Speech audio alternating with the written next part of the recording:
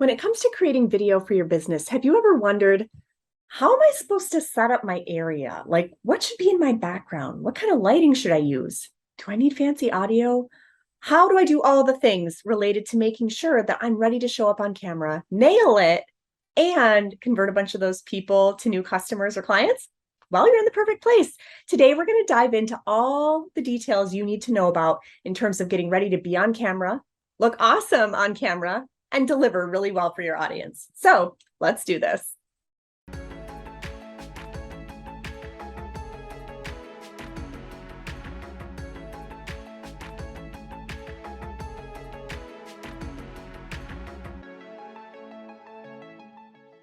Hello and welcome to the 2021 Social Media Sales Summit. I'm the host and creator, Adrienne Hill, and I help coaches, course creators, and network and affiliate marketers like you to build the skills, structure, and systems that you need to activate your six-figure social media sales machine without feeling like a salesy weirdo. Now, I've brought together over 20 expert speakers who will give you all of the strategies and the features that are working right now across every social media platform so that you can level up your business and your income. So let's do this. Hi, everyone. Welcome back to the Social Media Sales Summit. Today, I am here with Kelsey Starks. She's a broadcast journalist with more than 20 years of experience in television markets across the country.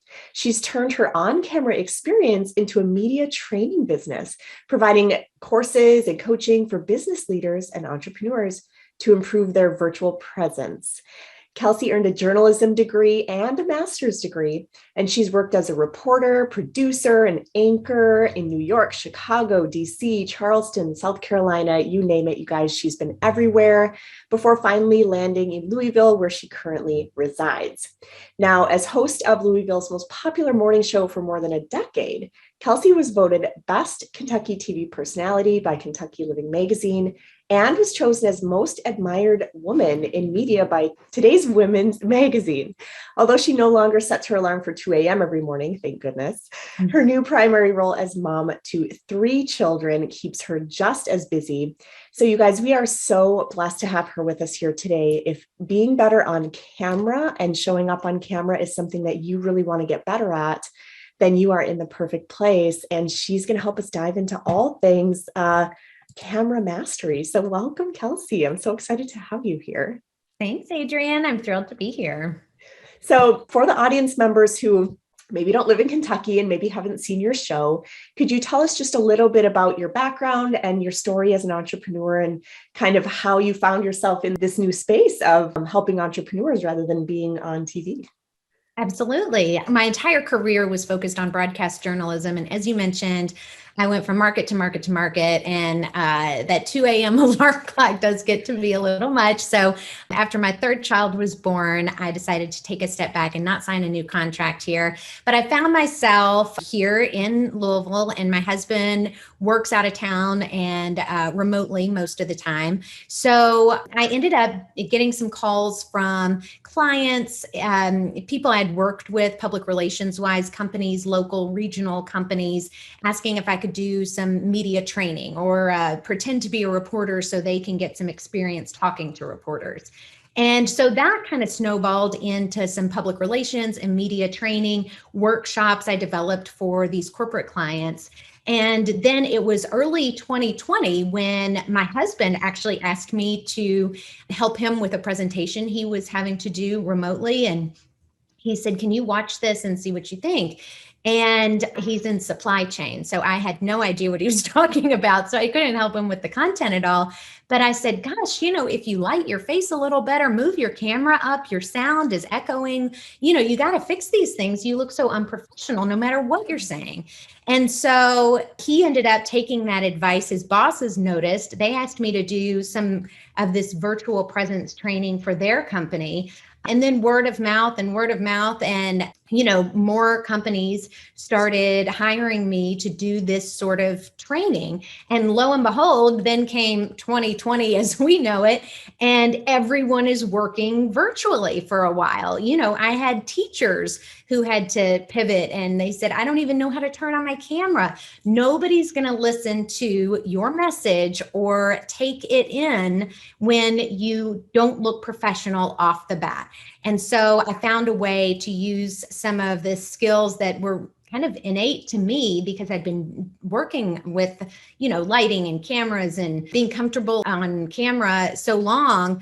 I kind of turned that into an online course and a coaching program. And so I have just kind of snowballed into this world of online entrepreneurship. And I've really enjoyed hearing everybody's stories and helping people really connect with the audience that they're trying to find through the camera lens.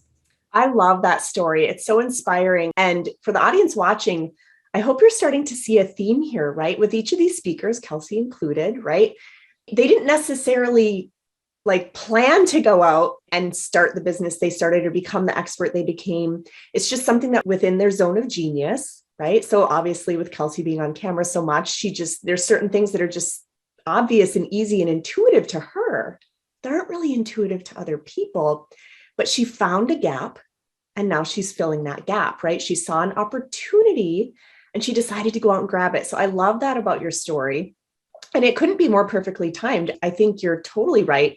There's so many people who were forced to pivot online and it's so outside their comfort zone. They really just kind of want some help to get started, right? Oh, absolutely. Like I said, I've trained CEOs of major companies who are very vulnerable on camera. They have the same questions that you have. This comes naturally to no one. And it comes more naturally to me now because I've had a lot of experience, but like anything, practice makes perfect. But talking into a blank camera lens, it's not inherent for anybody. You don't get that feedback from talking to somebody in person. You don't get that energy back. And so it's really a learned skill how to connect with your audience through that lens, and more important than ever these days. Yeah, I agree. Whether you're an entrepreneur, like the audience we have with us here today, and we all know, right? We know being on social media is important. And everyone, how many times have you all heard videos where it's at? People prefer to consume video. They watch more video. You build know, like, and trust faster on video. There's so many reasons to get out there, but so many of us, we just don't want to do it. It's not. It is a huge struggle just to push that record button or the go live. It can give so much anxiety. I really help people, first of all, find their comfort level and figure out what's going to make them more comfortable. And what I've found is that when you know some of these techniques, how to create good lighting, how to set up your background, how to make your microphone work so that you eliminate echo or background noise. When you know that you're doing some of these things, checking those boxes, you automatically feel a little bit better about your setup, right? You can turn any space these days into a professional looking studio if you know how. And seriously, you don't need a whole lot of professional equipment to do it. Oh, yeah. Which is the super encouraging part. And I can't wait to dig into that because I think the audience is going to eat it up. So first, let's start by what are some of the common mistakes that you see people make on camera that our audience now never needs to make because they have the inside scoop? Yeah, this was, like we said, when 2020 happened and everybody was broadcasting, even some seasoned television anchors on network TV were at home broadcasting. And I was like, how do they not know to put their camera at eye level? This is one of the biggest mistakes I see people make. And it makes such a big difference. So if you're ever like, gosh, I have a double chin. I look tired when I'm on camera. There's all these things that the camera can do, but if you know the right angles and the right kind of tricks, I like to call it, it can really make you look even better than you do in person. So one of the main mistakes is raising your camera to eye level, right? So a lot of people just figure that, your camera is on your laptop, or maybe it's next to your computer screen, however you have it set up. A lot of times people just assume that that's where their camera is. This is where my office is. So this is where I will look into the camera. And you're looking down at the camera. You automatically have a double chin. Your lighting is bad. You're going to look old, dark circles, that kind of thing, all those things we hate. So a really simple trick is to raise your camera to eye level. And it's actually a little higher than you even think it is to be exactly on eye level. And this is so simple. You can put a couple of books under your camera. You can, get a tray table and put it up there. Anything you can do to prop it up. And the second thing I would say is lighting. A lot of people feel like you have to have some professional light kit or ring light. Although all of those things are great, you can really create wonderful professional lighting in your own home by using natural light. That's what TV studios are trying to recreate with those big fancy lights. It's sunlight. So a simple thing is to turn towards a window. And so many times I see people who have this beautiful office and their window is over here. And so they're getting light over here. They get shadow on this side. And the easiest thing to do is just to turn this way, move your camera over here and have that lighting behind your camera. It's shining right on your face and you're going to see a huge difference. Right. I mean, not only is it going to be more engaging to your audience because it's easier to see you, but what I notice whenever I'm sitting in front of good lighting, I look younger, I look more awake. Like just the right lighting alone, I totally agree, is a huge confidence booster. Absolutely. It's a game changer. And I say, the more confident you feel, the more confident you're going to come across on camera. And so building up that confidence with these little things, so you look your best, you are going to exude that confidence when you're talking to people. And that's what helps engage audiences and help them want to buy from you and trust you and hire you to work for them. Mm-hmm. Yeah. So already you guys have some super actionable tips, which I love. And the great part, they're not complicated at all, easy. Right? It Face really the window is. and put some sort of box or some books under your computer. Boom. Like you're halfway there. That's right. It's so simple. And I tell you, every time I teach these courses, people are like, oh gosh, I had no idea. I didn't even think of that. Yeah. And, but once you know these things, you're going to start critiquing other people in their videos and think, gosh, they should just raise up their camera a little bit. Right. Yeah, exactly. Now, even if you have the perfect setup and you have great lighting, a lot of times the thoughts in our heads are what can take us down, right? How many of you have thought but I hate how I look on camera, or maybe I'm fine with how I look, but I hate my voice, right? I what do I do with my hands? I mean, so many people have the head game that's the hardest game to play actually. So what would you say to people who are struggling with some of those internal thoughts that are maybe not very kind to themselves? Oh, gosh, you are your biggest critic always. And I'm the same way. I'm no exception to that. I do hear hands all the time. What do I do with my hands? So here's what I tell people. If you talk with your hands in real life, you're a hand talker. I am, by the way, as you've probably noticed. Use your hands on camera because people are showing to see your video because they want to see you. They want to see the real you. They do not want to see a robotic talking head that looks like a, God forbid, news anchor. They are coming to see you. They are showing up to see you. And so it's really important that you kind of get out of your own head and understand that it's your personality and your comfort level. Now, listen, if you don't talk with your hands normally, and some people don't try to, because then it looks very scripted and awkward, and then it makes you feel uncomfortable. So everything you can do to make yourself feel more comfortable is going to make your audience feel more comfortable and engaged with you.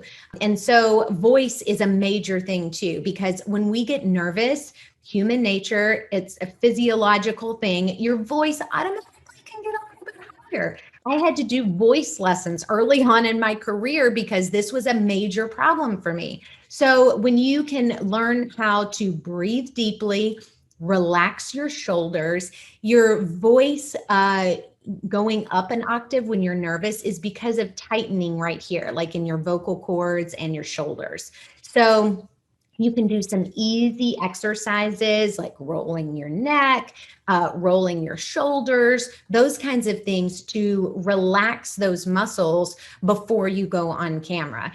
So there are all kinds of things that you can do to make yourself feel more comfortable. But the number one thing is to just do it, right?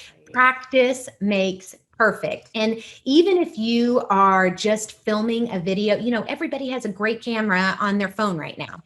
All you have to do is, give yourself a challenge of making a video once a day for a whole week. Okay. Nobody has to see these videos but you. Just get in your car. You're in the carpool line to pick up your kids. You're at the kitchen sink making something for dinner. Pop on your camera, start talking to it. It's going to make it more comfortable. You can delete all the videos. Nobody ever has to see them, but I guarantee by the end of that week, you're going to feel more comfortable recording a video and then putting it out there for everyone to see. Well, that is such great advice. I couldn't agree more, because video is just like anything else. When you first start doing it, you're not comfortable. It doesn't necessarily come across the way you want it to, right? It's a learned skill. So the more you do it, the easier it gets. So I guarantee you guys, both Kelsey and I have been on camera quite a bit. So we've reached a certain level of comfort, right? I don't know that anyone ever truly feels comfortable on camera. No, it's not. It's awkward. You're not talking to a real life human. Right. But I guarantee the very first time Kelsey ever got on camera, very first time I ever got on camera, we weren't the way we are right now, right? Like it's a learned skill, right? Yes. So the only way to start is to start. So I love that advice of like, hey, no one has to see these videos. Just film them a bunch, just to it's almost like strengthening a muscle when you're weight training, right? It is exactly like that. And, that's the thing. People get in their head about what is so-and-so going to say? What if somebody sees this and what are, or they're going to think I messed up my words, or they're going to think this about me. And it's all fine and easy to say, well, I don't care what anybody thinks about me. But listen, we all really do. And so it's really hard to get past that when you're starting with video. And so when you do practice it, it's just going to make it so much easier. And then you're going to get comfortable with it. You're going to get comfortable with yourself. You're going to get comfortable with seeing yourself. And then you get to a point where you really don't care so much about what people think, because you're doing your best job on camera. Couldn't agree more. And, another thing I remind myself and my clients all the time, people think about you way less than you think they do. Like, isn't that the truth? It's true. They're so busy thinking about their own lives and their schedule and how to make everything work and the problems that they're trying to work through. They're not obsessively thinking about you or what your video looked like. Honestly, they're just not. So no, and I guarantee if you're talking to, other entrepreneurs or people who want to be in this space, they're thinking, gosh, I wish I could do video like that. Yeah, absolutely. And with time, you will, right? Yeah. So for those people who are now right, they have their camera at the right level, they have some good lighting, they're going to just rip off the Band-Aid and start making the videos. They're not going to overthink it, right? That's right. The next thing I know a lot of people want to understand is how much of it should be pre-scripted, how much should be off the cuff. What if you're one of those people that if you don't have a fully written script, you just feel like you're going to throw up, versus others who maybe just want to wing it? What advice would you give about how much to pre-script or not script what you're saying? That's a great question. And the answer is different for everybody because, like I said, it's all about finding your comfort level. So some people are going to feel more comfortable writing everything out, every and, but, it's, and comma, and that's fine. But the challenge with that is coming across conversational. Now, you can do it, but it does take some time and some practice and that kind of thing. Totally fine to write everything out. Some people feel more comfortable with like bullet points so that they know their main topics that they're going to hit. And so experiment with these different ways of scripting what you're going to say. Some people feel comfortable enough with their topic just to talk off the cuff like we're doing right now, which is great. But I do encourage everyone to write out something. something. And even if you're not looking at it during your video, just getting your thoughts in order is going to help with some of, a lot of us end up with what we call word vomit, where we just keep talking. And it's even more prevalent on camera because you're not getting that feedback. You can't see somebody's eyes drifting and you think, oh gosh, I got to wrap up. They're not paying attention anymore. So you just keep talking. That's one huge mistake I see people making. You get into rambling and you go off on a tangent. So I think gathering your thoughts prior to being on video, whether you write out an entire script and just have it in your mind or tape it up in front of your camera, use it kind of like a teleprompter, that's fine too. Maybe you want to work with bullet points, same thing. You can use it while you're on camera or just have it in the back of your mind. But it's really important to gather your thoughts and think about those main topics you want to hit before you go on. Great tip. Great tip. So for those people who prefer a full script, do you have any advice on like teleprompter apps or ways that they could read without it looking like they're reading, or any tips for us there? We have all experimented with teleprompters, right? So when I was in news, we had an actual teleprompter, which if you don't know what that is, which I think everybody does now, but it is a monitor that fits right over the camera lens and has the words scrolling. So you can read them and look like you're looking right at the camera. So there are some of these for the iPhone. There's one that I use called Big View TV. It's Big VU TV. It's pretty good because it has the words right next to the camera lens and the margins are really small. So it eliminates that eye back and forth. But we've all experimented with trying to position the camera right next to your computer screen, or even writing notes out and taping them right up there to your camera lens. The biggest problem with this is starting to look like you're reading, right? So that's the challenge is, you don't want to come across as reading something because your audience takes in information very differently when they're listening to somebody talk rather than when they're reading something. So if you're writing out a speech and what you're going to say in an email or newsletter type thing, it's going to be written completely differently when you are saying it to someone through video, because we don't talk in complete sentences. We don't have perfect punctuation. We talk in run-on sentences. We start sentences with and. These are things you're not going to do when you're writing something out. So it's really important to understand the difference between writing conversationally for on camera and writing for someone to read. Audiences take in the information a lot differently. Okay. So I'm hearing, if someone wants the help of a script, take whatever's written and change it so that it sounds and feels right as you speak it out loud. So like almost like have a dry run with it and modify it to be more like speaker friendly, right? Exactly. And we all have our different styles in this. We all speak differently. So especially if you have somebody, I tell a lot of CEOs that I work with that they have people who write their speeches for them. Mm-hmm. So important to go back and modify it to sound like yourself, because otherwise you're going to sound like a robot reading a script. And that's what you want to avoid, because that's when people's ears shut off. Yeah, absolutely. And then for those who prefer, like, I just need my 3 bullet points. As long as I can reference those, like I'm comfortable filling in the gaps, how do you recommend, like, where's the best place to have these? Do you use Post-it notes? Like what would you advise for them? Post-it notes are great because you can tape them right up there next to your camera lens.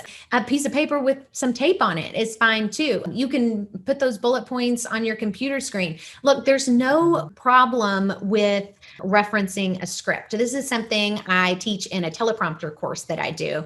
It is a mindset a lot of people have that the teleprompter is some sort of crutch, and like you shouldn't have to use a teleprompter. You shouldn't have to use notes. And you really got to get out of that mindset, because, having something prepared to say, or your message prepared in a clear and concise way, that just means you care. And it means you're trying to say it right and get the right message out. So there's nothing wrong with using notes, and there's nothing wrong with referencing them from time to time. So if you have to look down and look at the bullet point that you wrote right there, nobody's going to Oh gosh, she has notes, so it goes back to that mindset that we were talking about. Sometimes we are our worst critic and worst enemy when it comes to stuff like this. Oh, absolutely. And I guarantee people are not watching you going, did you see her eyes look down? Right. God, she's the worst. Like they don't care. That's right. That's Yeah. right. And in fact, I feel like if people are just their real authentic selves, the more real a person is, the more authentic someone is, they're the ones who are fun to listen to. Right? Exactly. And that's what I teach over and over and over. You have to get comfortable enough so that you are your best self on camera. Nobody came to see anybody else, and nobody wants you to act like a robot and be somebody different on camera than you are in real life. They want you to talk to them through the camera lens as if you are sitting down in a coffee shop with them having a conversation. And so the more comfortable you can get with doing that, the more comfortable your audience is going to get. And that's when you build that so important know, like, and trust factor. And it's imperative with video. Right. Absolutely. And especially in business. I mean, no one buys from someone that they dislike. That's right.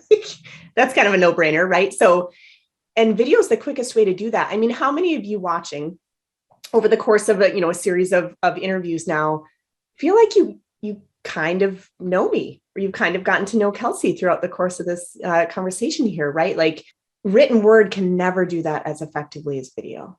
That's absolutely right. And work. it's so interesting for me to see so many people utilizing video, not only to, build their personal brand, but now you see people, CEOs of companies or entrepreneurs who are selling a product. Instead of putting their product out there, they're putting themselves out there, because as soon as, and I can't tell you how many things I've bought off social media because I find a person that I really like and I like their story and I'm like, their product sounds great. I didn't even know I needed new dog food or whatever it is, but it's really that personal factor, and it is just exploding with video right now. And so if you are trying to connect with anyone through video, it's so important to have the right skills in order to do it in the right way. Yeah. I love that. So I know we talked a little bit about camera height. We talked a little bit about lighting.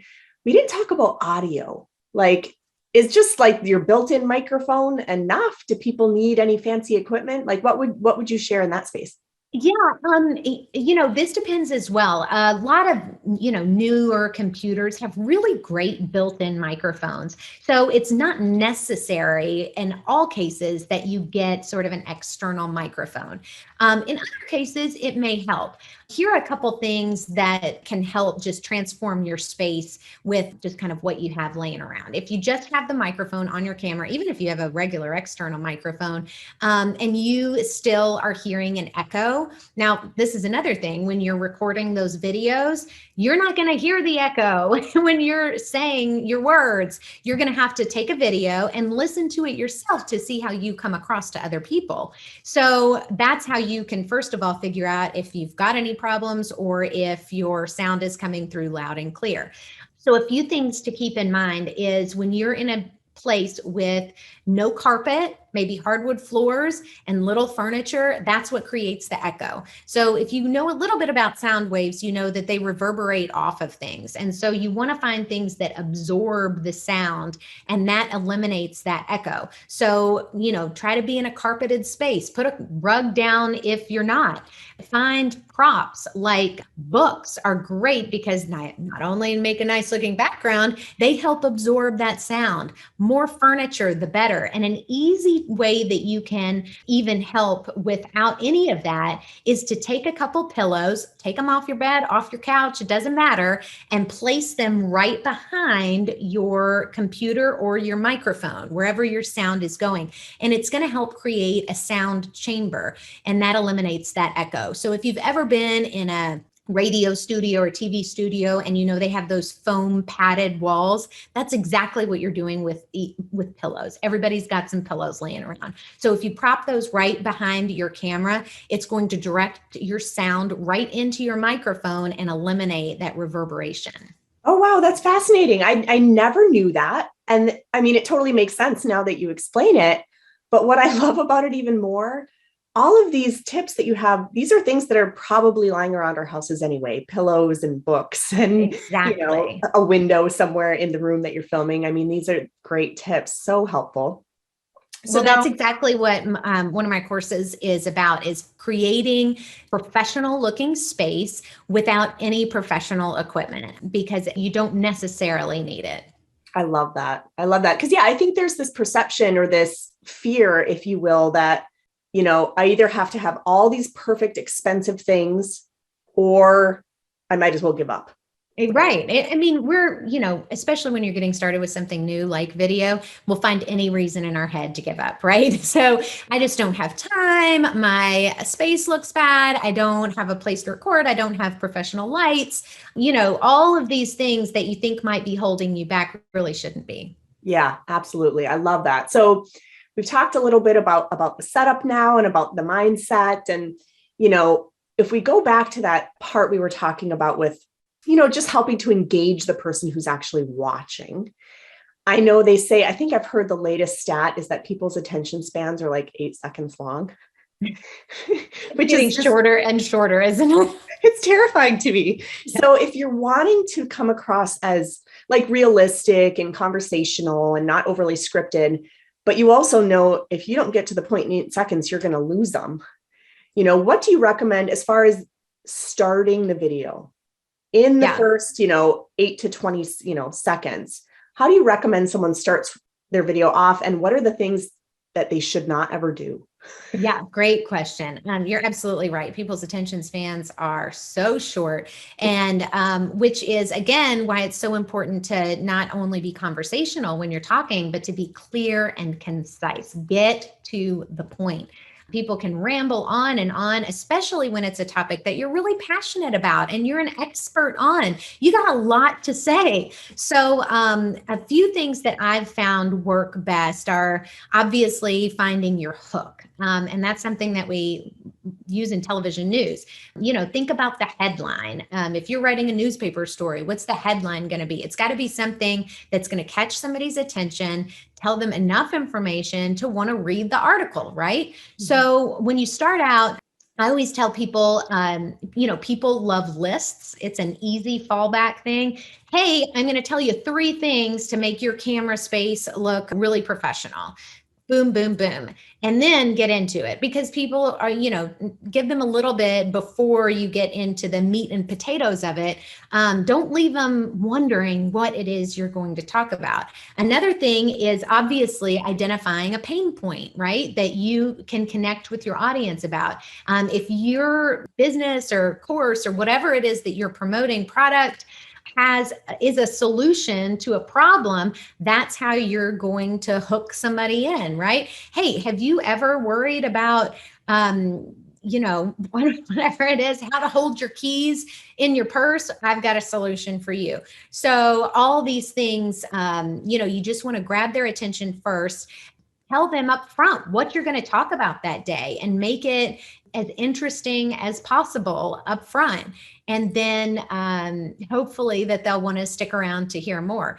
There's lots of different ways you can do this. There's TikTok videos and crazy reels and that kind of thing. If that's you, that's great. But there's a lot of people out there that that's not them. That's not me, actually. So don't try to be someone you're not, just for the sake of getting eyeballs. And that's another really important lesson when it comes to video. You can see a ton of people out there doing really funny stuff that's going to, catch somebody's attention or make them stop scrolling. And that's all fine and good. But if that's not you and you don't feel comfortable doing it, you're not going to come across looking comfortable doing it. So the main thing is to find your people, right? You want to find your audience. And so address their pain point, give them a hook, a reason to stick around, and then tell them how you're going to solve their problem. Oh, that is so helpful. So great advice. I mean, you're getting everything you need, guys, to get started being successful on camera and eventually, dare I say, comfortable on camera. Yeah, if you just rip off the Band-Aid, right? So join us in the Facebook group and we'll see you in the next session. Bye, guys.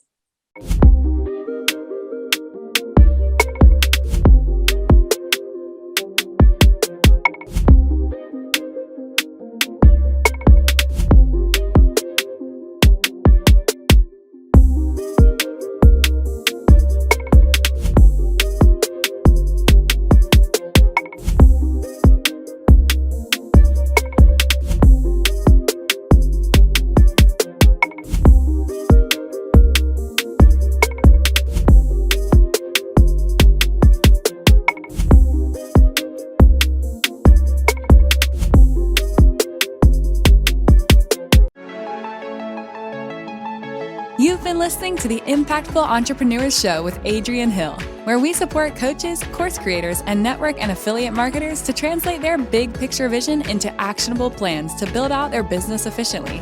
If you love our show, we invite you to visit buildalifebydesign.com to join the conversation, access the show notes, and discover more helpful resources.